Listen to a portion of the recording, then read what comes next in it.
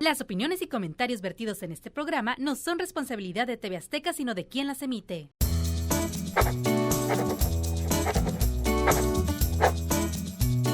Hola, ¿qué tal? Soy José Cleófas Arreola.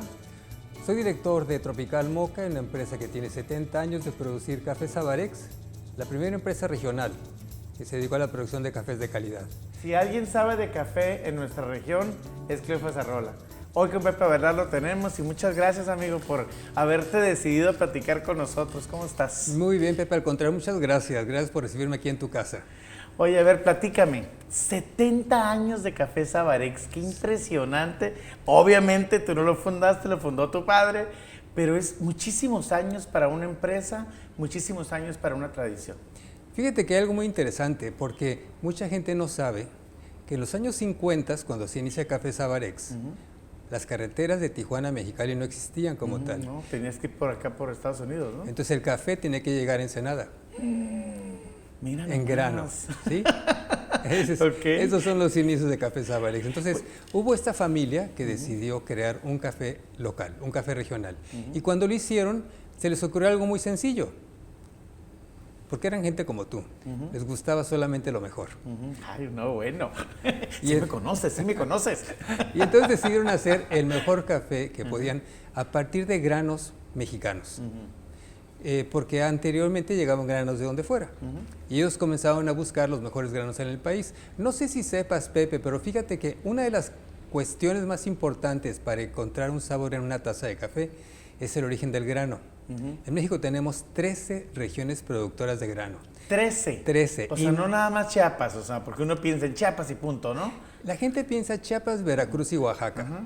Pero hay en San Luis Potosí, hay en Guerrero, hay en Michoacán, hay en Jalisco, hay en Nayarit, hay en Colima.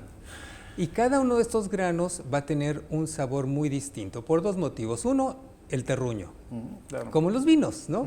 Y también tiene el apellido como en los vinos. Ya ves que hay el Grenache, hay el Cabernet. Sí, hay como 1000 varietales de cafés. Y entonces va a ir muy de la mano el varietal y el origen.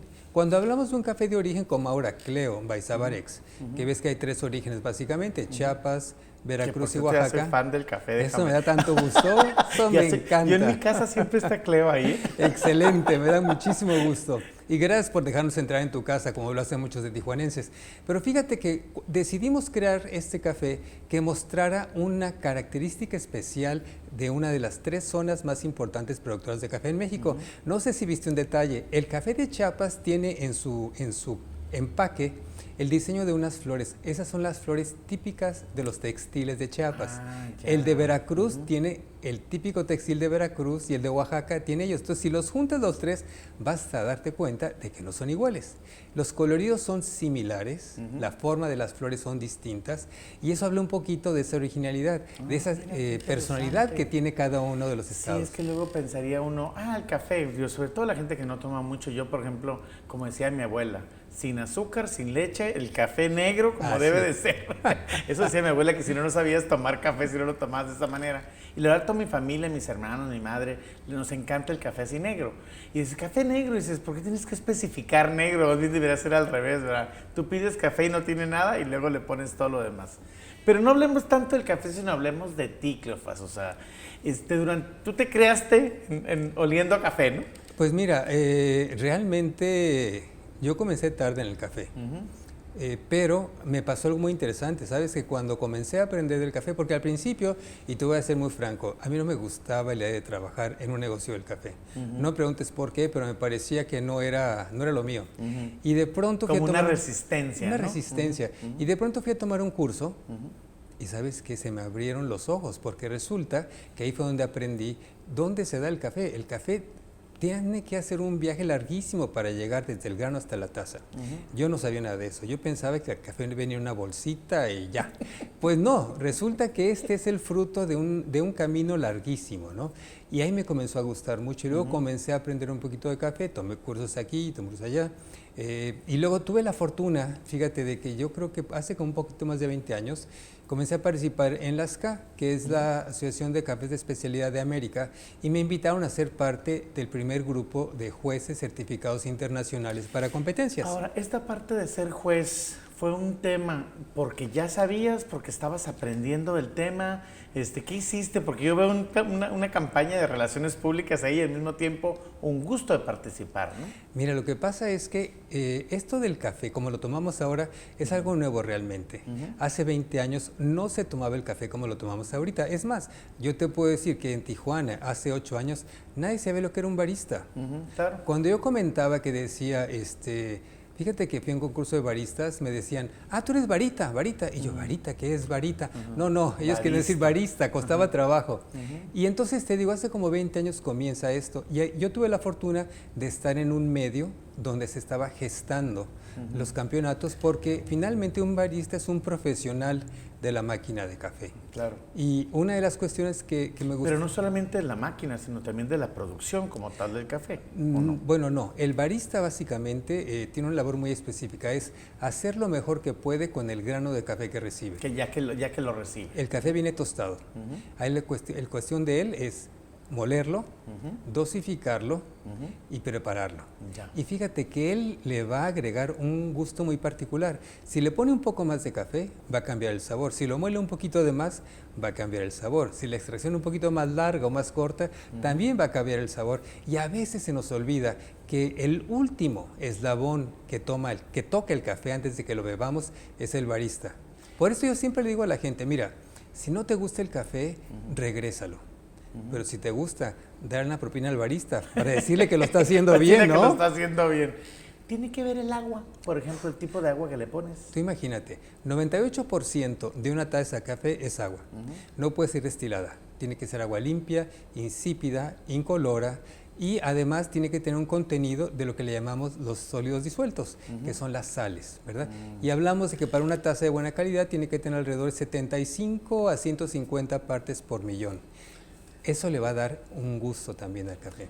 ¿Cuál fue el chip para que te gustara todo esto que me estás platicando? Porque te escucho platicarlo, brillo en los ojos, te emocionas, tu expresión cambia, porque es algo que te gusta mucho. Fíjate que, te voy a decir qué me pasó. Me dieron a tomar un capuchino en Europa. Y yo dije que no quería el capuchino. Y esta amiga me dijo, es que no has probado el que yo hago. Entonces lo pruebo.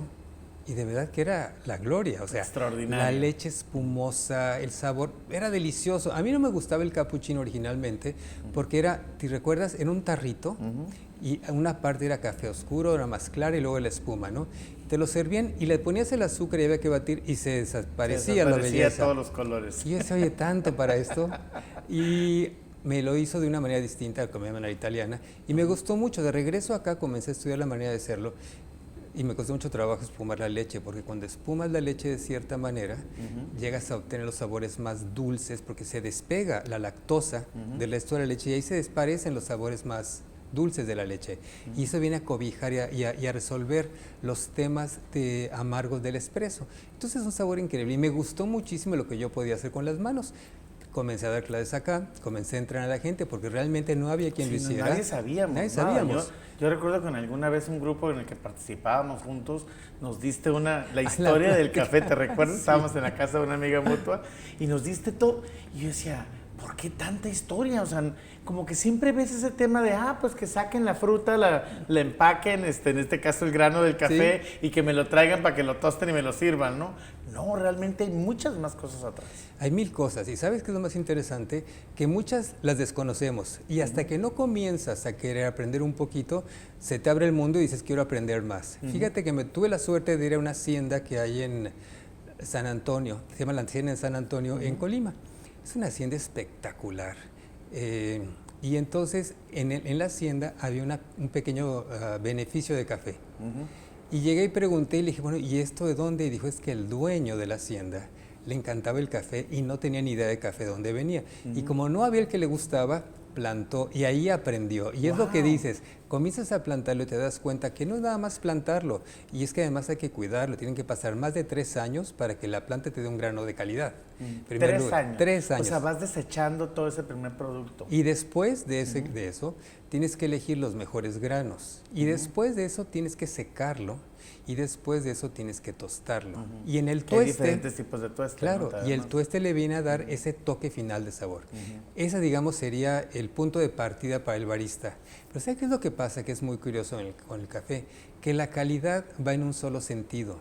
Esto quiere decir que todo lo que hagas mal ya no tiene vuelta atrás. Ajá, claro. Si ya quemaste el café, aunque le pongas azúcar ya no va a estar bueno. Sí. Si tú lo dejaste fresco, si lo dejaste sin tostar, no al grado que debe de llegar, igual ya lo echaste a perder. Y entonces eso nos obliga a los profesionales del café a hacerlo mejor, a poner lo mejor de nosotros. Y quizá el saber que tu participación en la cadena crea un cambio en beneficio de muchos, porque te voy a decir una cosa, no hay cosa más padre que ver la cara que pone alguien cuando da el primer sorbo de café. Diré una amiga mutua también en las mañanas. Yo si no funciono. Mi primer taza de café en la mañana, si no funciona. A mí me pasa igual, y además es una cosa que se me hace muy interesante, que si no he tomado café para mediodía, comienza un dolor de cabeza, sí, claro. y yo me doy cuenta de que algo me está faltando. Adicción, sí, es un tema adictivo. Yo pienso que el cuerpo se acostumbra y a la falta de... Es como cuando vas a tomar una copita con alguien, si da media hora y no te han servido, y una hora comienzas a decir, bueno... ¿A qué horas? ¿A qué horas, no? Y yo creo que eso dice tu cuerpo con el café, ¿no? No te desvíes. Porque fíjate, nosotros acabamos de empezar un programa aquí en TV Azteca que se llama Primer Sorbo, precisamente. Claro. Porque está a las 7 de la mañana y lo que queremos es un cafecito para empezar a platicar de las noticias y de lo que está pasando y demás. Tijuanense toda la vida, creaste en todas las escuelas tradicionales de esta ciudad. ¿Cómo fue tu evolución personal sintiendo una Tijuana en crecimiento, una Tijuana que cada vez hacía más cosas y de repente ahorita platicamos para ligarlo con el brinco de este boom de las cafeterías y que hubiera tanta gente queriendo comprarlo? Pero ¿cómo fue esta evolución tuya en cuanto a fíjate que las escuelas? Yo tenía 16 años y medio cuando me fui a Ciudad de México de la Universidad Iberoamericana. Y claro, te vas como cualquier... ¿Tan jovencito empezaste la universidad? Pues sí. Porque había entrado pronto a la escuela. Ya. Y fíjate que fue muy interesante porque uno nunca deja de ser pueblerino. No, bueno, lo dijiste tú, no lo dije yo. Es que es cierto, o sea, y ¿sabes qué? Y eso es una maravilla, y te voy a decir por qué. Porque como tales no perdemos la facultad de maravillarnos. Claro. Entonces tú imagínate, llega alguien acostumbrado que conocías a toda la gente de tu alrededor, o sea, que tenías una serie de comodidades, de pronto vas a la Ciudad de México y resulta que la vida cambió. Eres un puntito de un puntito de un puntito. Claro. Y nada de que llévame a ver cómo llegas, ¿verdad? Y entonces eso te da una visión distinta de lo que era tu mundo. Y déjame decir una cosa que se me hizo muy interesante, que yo estando allá, yo recordaba como que Tijuana era la mejor ciudad. Me parecía la ciudad más bella además, ¿no? Poco sabía yo esa edad. Y cuando regresé en diciembre, me tocó regresar cuando ya había pasado una lluvia. ¿Te puedes imaginar cómo estaban las calles? No. O sea, para empezar, la movilidad aquí siempre ha sido un verdadero problema. La conectividad entre nuestras colonias y demás. Llenas de hoyos, sí, claro. con tierra por aquí y por allá. Entonces ahí comencé yo a tener como una especie de, ¿qué te puedo yo decir? Como una división entre lo que yo tenía en mente, lo que era mi ciudad y lo que realmente era. Un amigo nuestro también, la querencia. Ah, entre la querencia y la realidad. Y otra cosa que sí me gustaría comentarte, fíjate que antes de irme yo, había comenzado a trabajar, no te rías, pero tú conoces, tenemos esta amiga muy querida que es muy movida y ella apoyaba al patronato del Hospital General. Yo a los 14, 15 años comencé a apoyarla, ¿no? Y entonces teníamos reuniones y apoyábamos, íbamos al hospital, lo que hacíamos es, les pedíamos las recetas, íbamos, las surtíamos, les llevábamos los medicamentos y esa era la manera de ayudarlo. Cuando fui a la Ciudad de México me di cuenta que allá no existe tanto eso. Y yo sí tenía ganas de engancharme en algo así, ¿no? Y entonces quizá por ello, cuando regresé yo a Tijuana, busqué la manera de engancharme en algo que me permitiera a mí hacer algo y estar activo en la comunidad. La política nunca me gustó realmente, no soy bueno para ella porque no sé callarme. Y lo que sí... Lo cual a veces es una virtud, Y lo que sí te puedo decir es que me gustaba mucho involucrarme en algo que podría beneficiar a alguien a quien yo no conociera. Entonces de ahí es mi participación quizá en la ciudad, ¿no? Sí, pero es que además te gusta, porque digo, entre otras cosas, digo, ahorita quiero regresar un poquito a lo que me comentabas de que eres juez internacional y yo sé que has participado en un montón de temas. Esta parte tuya que tiene que ver con la labor social, con el apoyar a la sociedad, apoyar organismos de la sociedad, te distingue mucho y la gente dice, no, que es que Clofa siempre está en estos temas. Pues yo creo que es por eso. Yo que encontré que era una manera de engancharme. Era una manera de hacer algo y era una manera también que sin buscar un reflector podías ayudar sin tener que estar en las luces. Sí, un político claro. siempre que habla está en las luces, ¿no? Yo no era algo que yo buscaba, a mí me gustaba lograr. ¿Sabes qué es lo que me gusta a mí, la verdad? Saber que mi voluntad sirve de algo. Que está funcionando. Y también la otra cosa, ¿sabes? Que el día que ya no esté, saber o tener la satisfacción de haber dejado a alguien para algo. Y para alguien más, y para gente que no conoces. Y de pronto voltear y decir, oye, ¿sabes qué? Yo ayudé esto. Está padrísimo eso. Imagínate, en lugar de estar del otro lado, de necesitar la ayuda. Entonces, yo creo que esta parte de querer engancharme fue la que me llevó a engancharme con estos organismos internacionales. Porque volviendo a hablar a la cuestión de los jueces, te decía yo que estábamos apenas en los... estaba en ciernes de industria del barismo, de lo profesionalismo. Y entonces se crea este campeonato. Aquí en América, yo creo, ¿no? En el mundo. En México. En el mundo. En el mundo en general. Sí, porque mira, se dice que en los años 80 comienza este movimiento. Ahora se les llaman olas, olas de café. Decimos que estamos en la tercera ola de café. La primera ola se dio en los años 50, cuando después de la guerra regresan los soldados y demás, y ellos les habían dado a tomar café instantáneo cuando estaban allá haciendo un servicio militar, o en la guerra, ¿verdad? Más bien, y cuando llegaron acá extrañaban el sabor del café. Y ahí viene el boom del café instantáneo, el café soluble.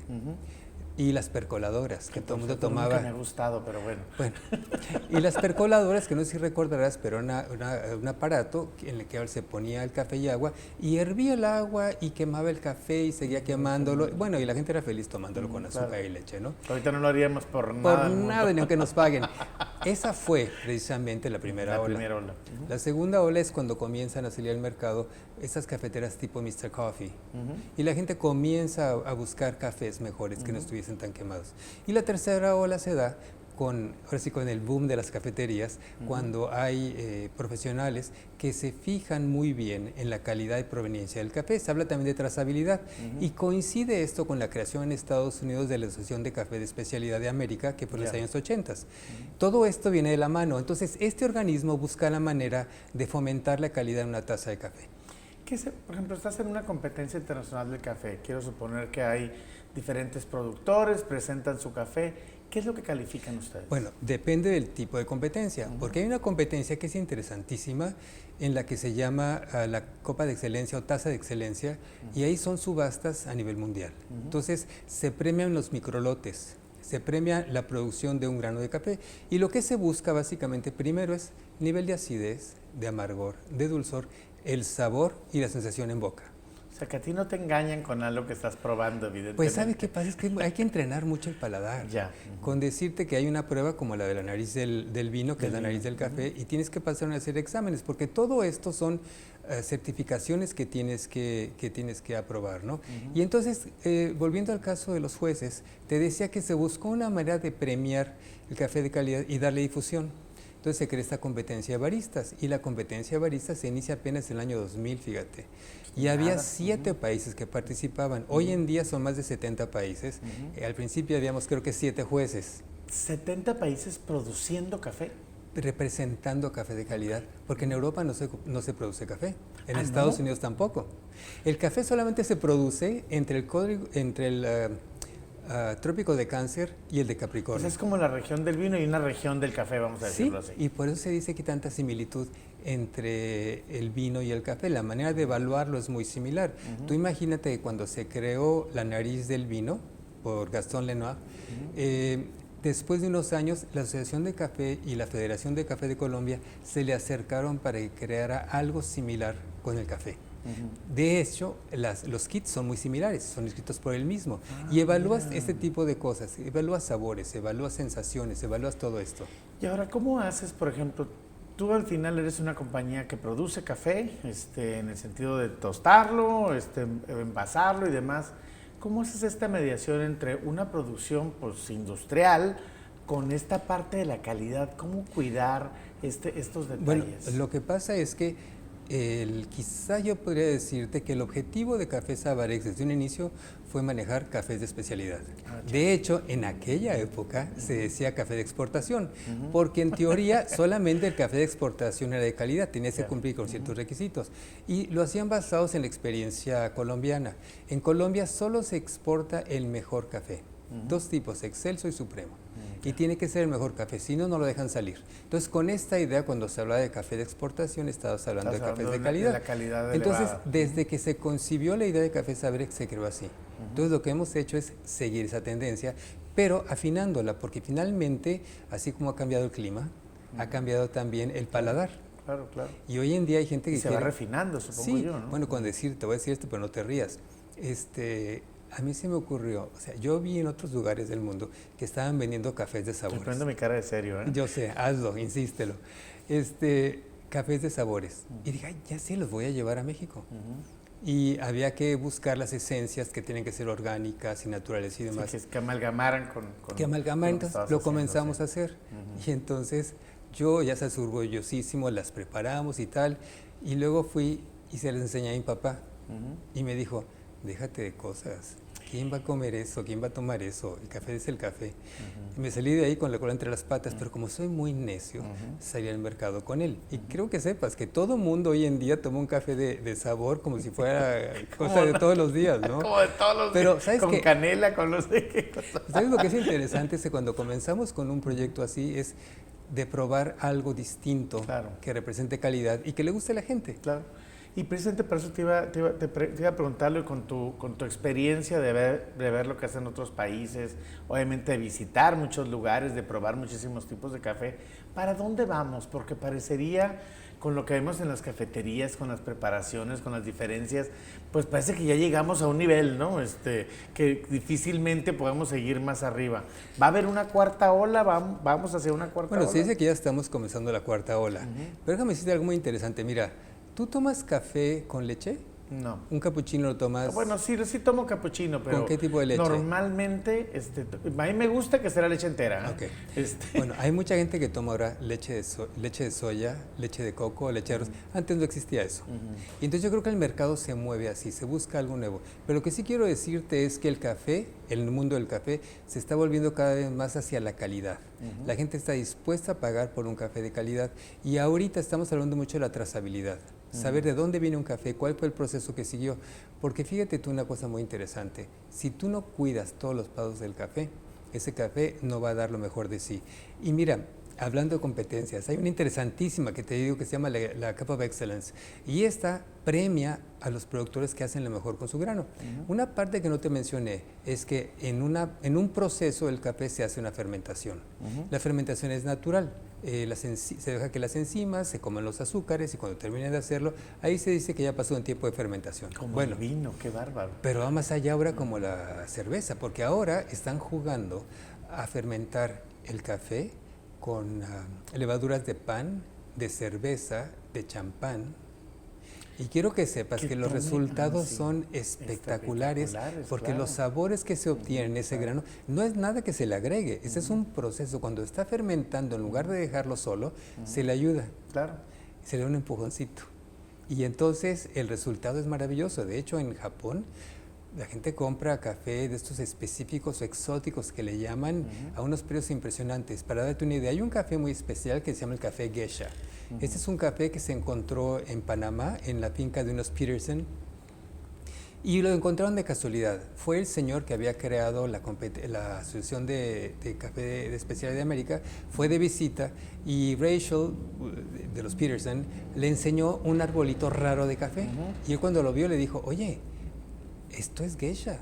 Ellos ni siquiera saben lo que era geisha. Total, hacen estudios hasta de DNA y encuentran que ese geisha era un café de los originarios de África. Hacen la cata. ¿Pero salió silvestre o qué? Silvestre. Hacen la cata del café, que la cata es muy seria, y encuentran que ese café tenía sabores de un té, o sea, bergamota, pero también tenía sabor a café y era más ligero en boca. Participó en la subasta y el primer año se vendió en $50 la libra. No, bueno. Este año. Así con la taza con miedo, ¿no? En cucharita. Este año se vendió en $1,000 la libra. Wow. porque la gente está dispuesta a probar, a tener esta experiencia. ¿No recuerdas la película The Bucket List? Sí, de Jack cómo no, Nicholson? por Hablaba supuesto. del famoso copiloc.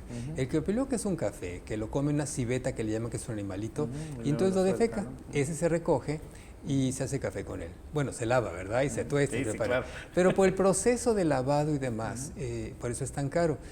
Realmente, a mi gusto, tiene un sabor un poquito amargo, quizá.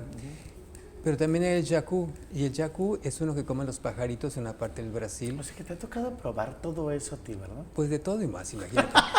Este no te va a gustar nada, Ok. pero me tocó probar lo que llaman el café negro, black coffee. Ajá. Y el black coffee es el que comen los elefantes. ¿Qué tal? Y Y de igual, los- para abajo. Para abajo y para adentro. Y luego a lavarlo y vámonos. Estamos a punto de terminar. Cleofas, ¿qué te falta hacer con Sabarex, contigo como persona, como un gran filántropo de esta ciudad? Bueno, mira, a mí me encanta aprender. Entonces, seguramente que algo me falta aprender, muchísimas cosas me faltan aprender. Y otra cosa más, lo que sí me gustaría muchísimo, te digo, es poder lograr que más gente sepa de café de calidad y sepa el trabajo. Porque finalmente, cuando tomas un café de calidad y estás dispuesto a dar una propina, esa propina tiene un efecto multiplicador. Claro. Mucha gente se beneficia. Y lo que menos sabemos acá es de que un productor de café le cuesta mucho trabajo llevarla. Y él le paga a un recogedor de café alrededor de 2 pesos por kilo. Nada. Y nada más pueden recoger alrededor de unos 30, 40 kilos por día. Un día. 80 pesos. Nada. Por 6, 480. ¿Quién vive con eso? No. Y por eso ves las familias y los niños dejan de ir a la escuela para apoyar a los papás. Entonces me encantaría que la gente estuviera dispuesto en pagar 20 centavos más por cada café que tomen y que se fuera un fondo para apoyar a esas familias. Qué bonita idea, ¿eh? Y escucharon, ¿eh? No, es que de verdad Cleofas es un gran filántropo. Me encanta porque tiene esta disposición de generar ideas y demás, llevarlas a cabo, que es fabuloso. Que te sigan, hay que probar el Cleo, que está riquísimo, déjenme decirles. A mí nadie me dijo que lo promoviera, pero como es el café que yo tomo ahorita. Oye, y hay otro, el 664, Ruta México Ah, 664. ese no lo he probado, ¿eh? Pues te voy a traer. Bueno. Fíjate que eso me da mucho orgullo. Pues mira, les voy a traer para que lo prueben el primer sorbo. Y ya me dirán cómo les fue Bueno, con el primer sorbo. Muy bien. Muchas gracias por habernos acompañado hoy con Pepe Velar, con Cleofas Arreola. Gracias.